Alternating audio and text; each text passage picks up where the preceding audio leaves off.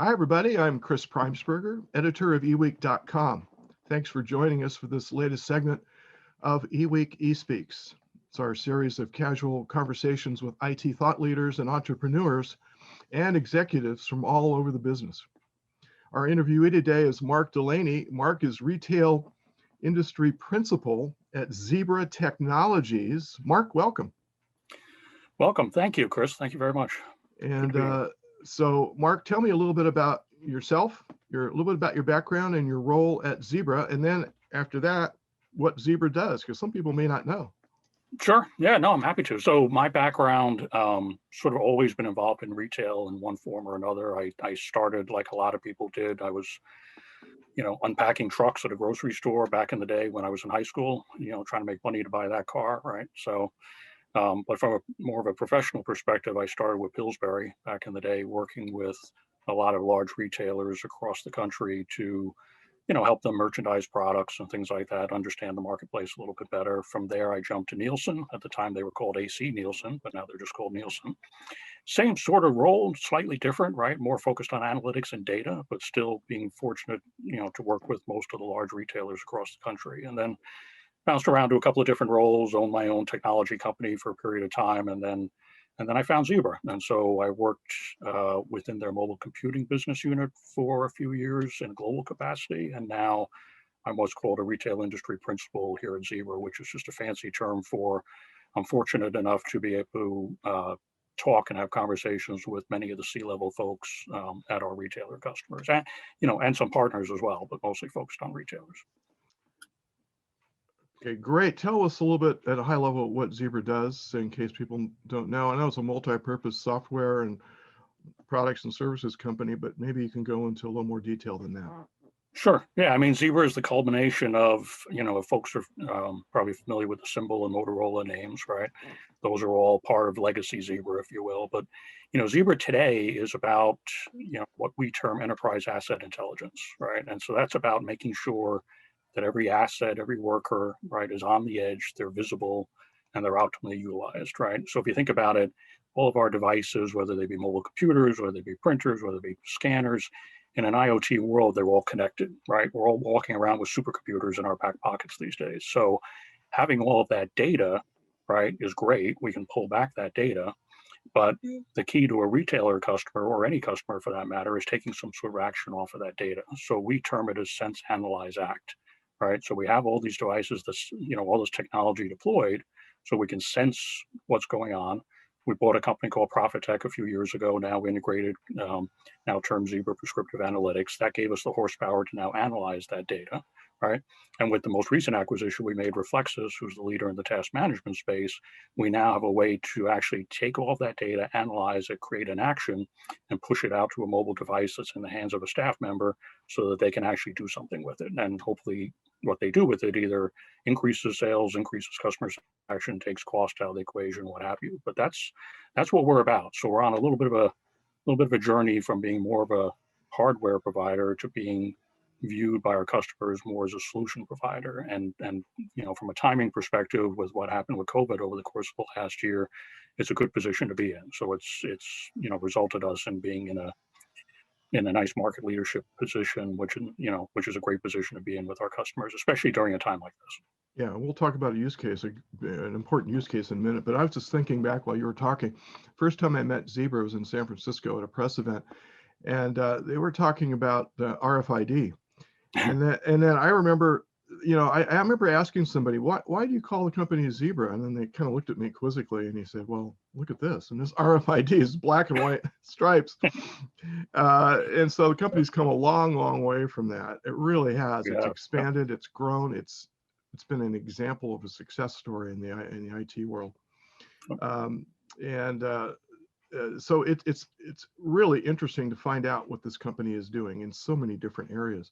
Now, in your area in retail, you've got an example of a use case that I'd like to really discuss, because it takes in a lot of really interesting new gen tech, and that's the discount tire application. Can you explain the requirements for that, how it came about, and what it's producing right now? Yeah, so this is a great example of what I'll term co-innovation, right? Having a customer, a long-standing Zebra customer, good partner of ours. I think the conversation may have even started at NRF a few years back, but regardless, they came to us and they said, "Hey, we have an idea for a new technology, for a new way of doing things. Would you guys be willing to help us with it?" And of course, we said yes, right? So and it's sort of a fascinating use case in the sense of, so all of us drive cars, right? And they all have tires, right? And we have to maintain those tires and we have to make sure that those tires, the tread depth is at a safe level to, so that we don't have a blowout on the road, God forbid, or something like that. So, but if you think about the way it's been done over the years, right, it's either been done via an extremely manual process, a hand tool that, a tech puts into the treads of the tires to see how deep they are, or in some cases, even, there's a joke about using the penny, right? And so depending on how much of Abe Lincoln's head you see depends on how deep the tread is. Well, if that's not a use case crying out for innovation, I don't know what is, right? So they came up with this idea of, could we put a tire tread depth reader and attach that to one of our mobile computers, the TC7 series in their case, right? Uh, very rugged device. And then by passing it over the face of the tire or the base of the tire, it'll measure automatically how deep each tread is. Because if you're familiar with a tire, the way it wears may be different in the middle than on the edges of the tire. And it's very important to understand that because that has all sorts of implication on safety. And, Discount Tire wants to keep their customers as safe as possible when they're on the road. So really great idea. And we worked with them on it. And I actually recall being in our Holtzville office and seeing one of the conference rooms repurposed with a whole bunch of tires in it so that we could, test it out and the engineering folks could get the technology right. And now they've deployed it and it's working quite well. And of course, they had no way to anticipate COVID. But if you think about it, it even has a nice COVID application because if the customer is waiting outside the bay door, the tech can take that device and actually go out and meet them at the car outdoors, which makes them feel a little bit safer.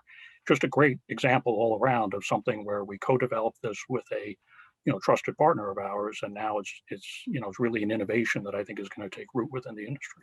Yeah, that's a great example, Mark. And innovation happens when people get together, and it happens when they talk and they share ideas and they share expertise. And it's been hard to do physically during COVID, obviously. And like we're doing a video here today, these conversations are excellent too, but they're not like sitting across the table from somebody, in person and looking into their eyes and sharing ideas and talking about things. That's how things get moved forward. And how has the COVID pandemic affected your job in the last year? And at a higher level, how's it affected Zebra from what you could tell? Because it's affecting everybody. Yeah, I mean, it's sort of funny. I was laughing with a colleague this morning because if you remember back in March of last year, there were some folks that were out there saying, "Oh, well, we'll just shut down for 6 weeks and then we'll all be back to normal," right? Well, that would have been a nice world to live in because now here we are more than a year later. I mean, it's strange because from a professional standpoint, this is the longest in my career that I haven't been on an airplane. I mean, I was typically jumping on a plane every week, every other week, and now American Airlines hasn't seen me in over a year. So yeah, it's. I mean, I think we've all gotten better at this, Chris. Right? I mean, we've all been jumping on Zoom and Team and all the other platforms that are out there. I think there's still a lot of collaboration happening. We've been forced to do it differently. I mean, I would much rather be sitting down across the table from you right now versus sitting in our home offices. But I think from a customer perspective, our customers have gotten sort of used to it as well. And in the beginning, maybe it was a little bit awkward because you were on video and the dog ran across or, one of your kids ran through the background. But I think everyone's just sort of laughed their way through that, right? And I think the collaboration is still happening. It just looks a little different, right? So folks like myself who are typically, up in person talking to customers, we're just doing it remotely. But, the one thing this pandemic has taught us, I think, and it applies to Zebra as well, is it sort of pulled us all together. And it sort of all said, hey, listen, we're all in the same boat. And within the retail space, that's certainly true as well. I mean, think about some of the things. I don't know that retailers get as much credit as they should get for everything that they've done over the last year. I mean, certainly healthcare workers, first responders, our son is one. I mean, those are all folks that absolutely should get the credit. But think about what retailers have done. they've thrown up plexiglass. They've changed the way stores are designed. They've stood up curbside in hours, right? Think about how how technology is usually deployed. It's usually piloted for 6 to 8 weeks, sometimes longer, right? Then it's rolled out sort of gradually to stores and things like that. Well, they didn't have that luxury.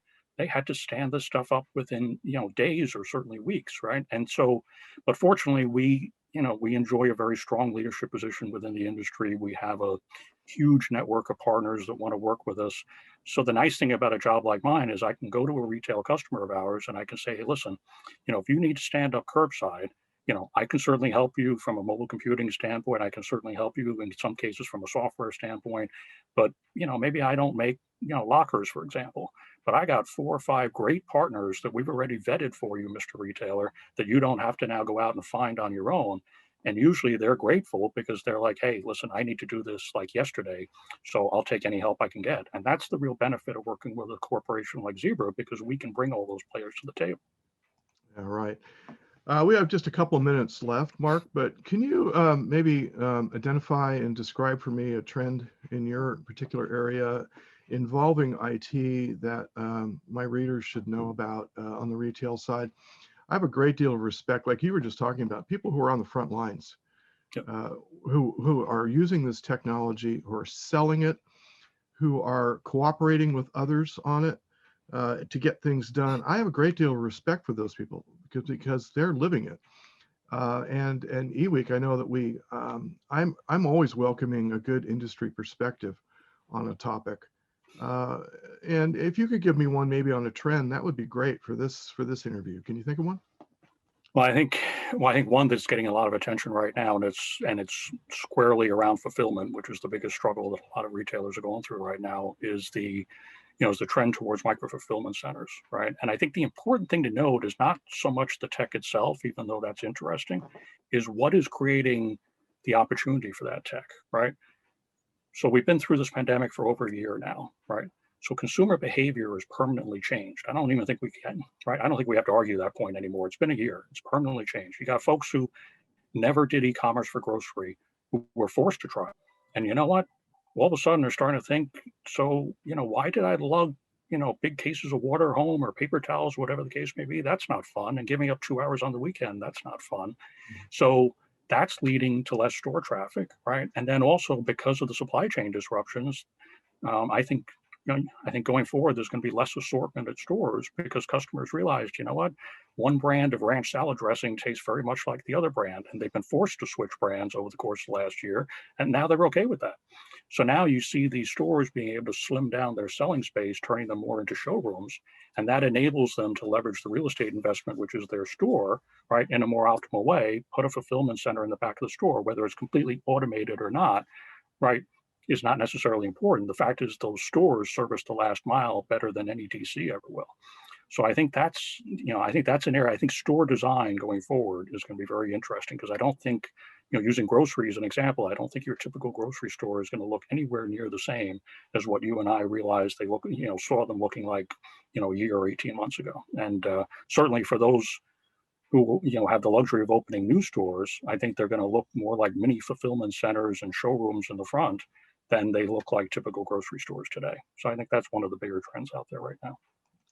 That's a great insight, Mark. Thank you so much for that. And coming from somebody who's done the entire evolution from unpacking trucks as a teenager and moving up, through your life into this really great position at Zebra. Wow, you've seen it. You know the retail space inside and out. And for that, I thank you for that. And I have a great deal of respect for that. Thank you. And for your insight into this whole topic today. Very welcome. Been a pleasure. No, this is fun. These interviews are short, but people can find, where can they find Zebra? Zebra.com, or is there another domain? No, Zebra.com is the easiest way to find us. You'll find everything you want to know about Zebra there. Great. Mark Delaney, retail industry principal at Zebra Technologies. Thanks for your time on eSpeaks today. Thanks, Chris. Be well. And for everybody following along to the end, thanks very much. Have a great rest of your eWEEK. Thanks for joining us on eWEEK eSpeaks. Go to eWEEK.com to hear more conversations with IT thought leaders.